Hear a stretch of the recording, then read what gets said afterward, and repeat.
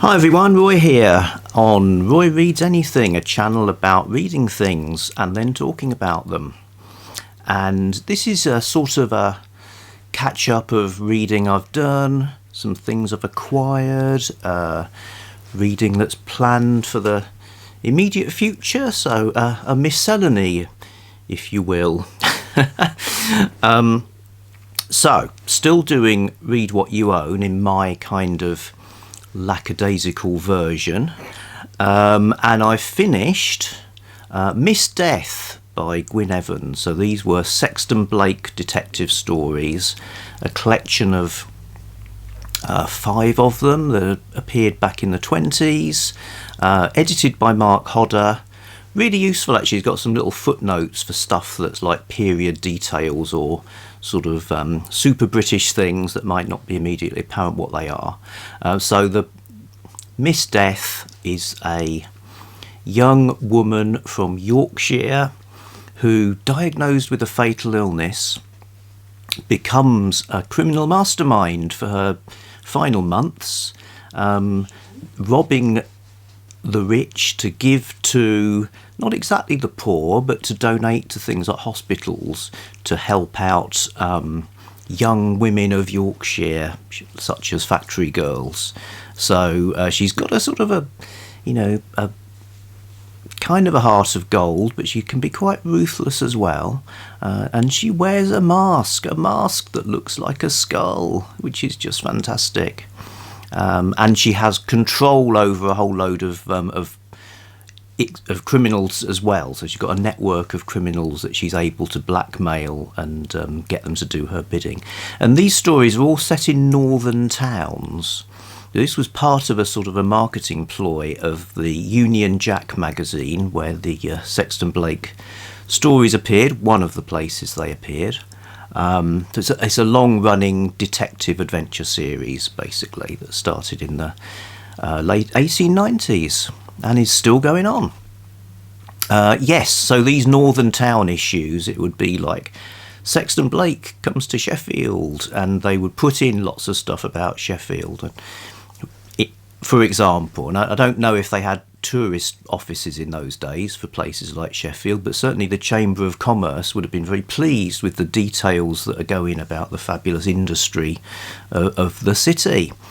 So various schemes are adopted by Miss Death and her associates, including, I think last time I mentioned this, I was just about to read the Bradford one, which it actually includes a giant lizard. And a man who is basically has gone mad and is against wool and anything to do with wool. So some great ingredients there for a story. So that was pretty spectacular and awesome. Then the final one is in Harrogate. And it's railway themed, and there's a sort of what appears to be a haunted railway the driver's engine. Yeah, not the engine exactly. Where do the engineer and the driver sit and put the coal in and toot the horn? Yeah, cab. Yeah.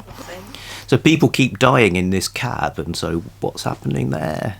So that was good. I think probably that you can't really beat a giant lizard and a madman who hates wool. So that was probably the highlight. Really good. I recommend it. Nicely presented book or Kindle or whatever you want, however you want to read it. Well, not however you want to read it. You can't have it by like direct telepathy.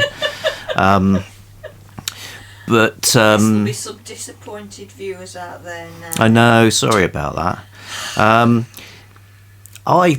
It's hard not to be rooting for Miss Death to some extent. In fact, this being the season of almsgiving, I sought out a charity for young women in Yorkshire and gave them a modest bung in honour of Miss Death's quest to support the impoverished factory girls. So that was good. I actually finished it. I've done 15 books or something, having started in November. So my Read What You Own is very slow because other things keep slipping in because of my permissive attitude. It's the permissive society. Still, it doesn't say read only what you own, does it? That's Read the what you intention. own. Everybody has their own rules. Like mine's the stress-free version, and I'll come into some books I've acquired and I'll come around to talking about some books I've acquired and how they've slipped through the net of my my rules. I DNF'd this Medusa book by Jessie Burton, but when I was bringing it down to sort of wave at you, as I am now doing, I read a couple of pages from where I left off and actually was quite into it. So I think, as it's so short, it'd be really sad not to at least finish it. So this is not DNF'd, but paused. It's in the genre of classical mythology retold from a female point of view, in this case obviously Medusa, on an island. And what you need to get used to it being in like modern speech is a bit sort of it's a bit sort of slangy, but yeah, I'll go give it another try. So those are my read what you own things. So these are legitimate acquisitions of mine. Well, this turned up, The Undying Monster by Jessie Douglas Kerrish from the British Library Tales of the Weird series. And this is allowed, and I think even the most ardent read what you owner would probably permit pre-orders of stuff you actually bought and paid for before the whole thing started. I was expecting this to show up way back in Occult Detective October, because that's when they said it would come out, but it didn't. It's from 1922. It's an occult detective novel. Now I have read it. I've got another edition, kind of a Fancy Dan edition, but it's not many books I feel so fanish about that I'd want to have multiple versions, but this is one of them. So Jessie Douglas Kerrish wrote a little bit into this genre, but this novel is her major contribution. 1922. It's let me read you some of the. Well, for a start, it's got a subtitle: "Tale of the Fifth Dimension." It's in 3 sections. Book 1: Search by the Supersensitive. Book 2: The Mound of the Golden Pigtails. Book 3: The Night of 3,000 Years. So if those don't sort of pique your interest, and you've got titles like More Dimensions Than 4, To Summon the Warlock, Lewis Martyrs, and The Monster at Large, The Vow of Sigmund the Volsung, Judgment Day on the Horizon. What's going on? Well, what isn't going on? There's so much in this book. For a start, you get an female occult detective called Luna Bartondale, the supersensitive of the section title. She's awesome. There's a family cursed by some kind of monsterism, vampirism or werewolf-like, so there's this curse that turns people into monsters, and then they're killing people and like, oh no, I've killed person, it's terrible. And it's set in Sussex, where I'm from. So Jessie Kerrish, although I think she was from the Isle of Man originally, but she settled in Hove, lived in Hove. I know where her house is. And it depicts the landscape of the Sussex Downs.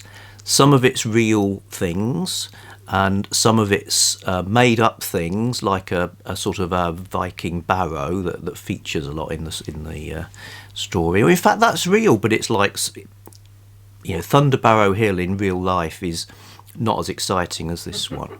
And there's a chalk figure and all sorts going on. So She got the Devil's Dyke. The Devil's Dyke gets a mention. Yeah, pretty sure. So yes, this is a classic novel. Tales of the Weird. They do a subscription service now. I wish I'd known that before Read What You Own started. You can subscribe, so you just get a new Tale of the Weird every time it comes out. Anyway, I've got this one beautifully presented. There's embossing. They don't always emboss. picture of the author. Lovely stuff. So that came, and then another thing I've acquired legitimately is a second-hand biography of Algen Blackwood by Mike Ashley. The very same Mike Ashley who writes a great introduction to this book also wrote, I believe, definitive biography of Algen Blackwood, author of many classic supernatural tales, creator of the classic occult detective John Silence, and check out his face. I mean, you know, if you're not going to buy stories from this guy, who are you going to buy them from? He was on the radio, he was on the television, and it looks really interesting. I got this as part of my research for my MA dissertation, and yes, it's in the bibliography, it's quoted, so that's a legitimate purpose as well. I look forward to actually reading the whole book. So I've read it academic style, i.e. find the bit you need to quote and quote it and put it away. But now I can read it like a normal person. What am I going to be reading next? Well, we'll be away on a little trip, and that seemed like a good time to get back into the Reader's Digest condensed books. So, you know, maybe we can read like 10 books while we're on holiday. Jenny might even jump on the bandwagon as well. So I've got these beauties. So they didn't always look like this, but this was a great period in terms of how they were presented. So these are edited down versions of current novels that Reader's Digest produced for subscribers, and it's a long-running thing. Some people love them, some people are suspicious of them.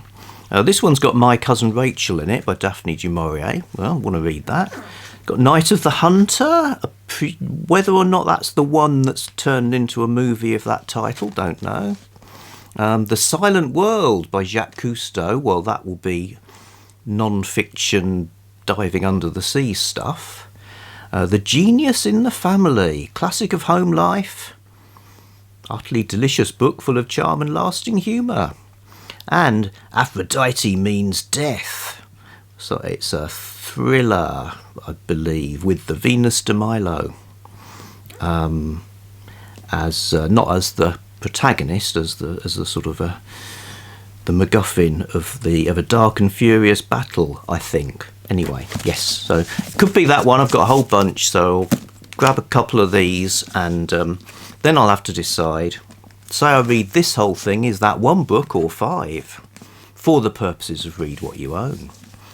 Obviously, if it's 5, that's good for me. And they are condensed books, plural. Another thing I've got on the go, and this is for the very end of Holmes is Where the Heart Is, looking at the legacy characters who were like inspired by, following on from Sherlock Holmes. The experiences of Loveday Brooke, Lady Detective, by Catherine Louisa Purkis. So these are 1893, originally appeared. There's about 7 stories, I think. I've read 4 of them so far. Fantastic. So I'll come back with a proper review of the whole thing when I've finished. Loveday book Lady Detective. And finally, so spoilers from here on in, if you are or have you ever been someone who wants to read Ayesha by H. Rider Haggard? If so, you might want to say goodbye now. So I've been reading that in its original form in the Windsor magazine. Bought a couple of bound sets of that magazine that has this H. Rider Haggard novel. It's the sequel to She, famous, one of his more famous tales of an eternal woman. And the story so far is the two fellas, Leo and Holly, have spent 16 years trying to, she last seen burning up but saying I'll be back, and then there's a vision that she's going to return, and they're going up to this strange mountain, And last we heard, the two fellas fell off a cliff. That was the end of them. So we thought, but cliffhangers. They're called cliffhangers, not cliff enders. So are plunging into cold water, but they're rescued by. It's another hidden civilization. Hooray! And it is a sort of matriarchy again. Although this isn't she reincarnated. This is somebody else. So there's another queen, and there's tropes you'll find in later things like work by Edgar Rice Burroughs, things like, well, the whole Lost Race shenanigans. It's an Egyptian general who was part of Alexander's army plunged further into the east. I think they're like in Tibet or somewhere, and founded this particular civilization. So there's so much going on, including death hounds, a mad king. This queen, she might be mad as well. She certainly might not have everybody's best interests at heart. It looks like they have a sort of a truce with what could be, where Ayesha herself, she who must be obeyed, she could be in a sort of even more hidden kingdom, further into the mountains. So like yeah, a Matryoshka doll of the kingdom. it is. Yeah. It's great, and it's super story. I mean, the rest of the magazine. Well, you get a picture of Saint Cecilia. Always worth having. Yeah, very pre-Raphaelite looking. Now, she hasn't got a ridiculously huge nose. There's a bit of paper been torn off that's created a blob. Actually, that isn't. Why is she playing a piano? Because she's the patron saint of music. Oh, okay. That's something. Right. It might not have been a piano. It might have been like a spinet. Yeah, I'm seeing pipes. Organ. Organ. Harmonium. Yeah. You get lots of art. You get some stories. Again, it's usually sort of light, wry looks at life, or there's some nature stuff. A bear and her cubs. Very nice. And they seem obsessed with the post office, so you go rather pathetically from Ayesha and all of that fantasy stuff, and the death hounds have been released, to a book about the sea power of our railways. So this is about how the railway companies, they have ships as well.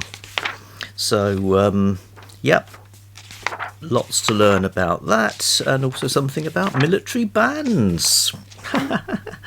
Oh, and a history of the YMCA. It's worth a stay at the YMCA, I've heard. Okay, so yes, interesting stuff. So I'm reading this in the months it came out. So at some point I'll be reading the March episode next, if you follow. Well, it's not that complicated, is it? Right, okay, that's my miscellany. Thanks for watching. All the big hands are coming out. Can they even be attached to me? Who can say? All right, back soon with something else.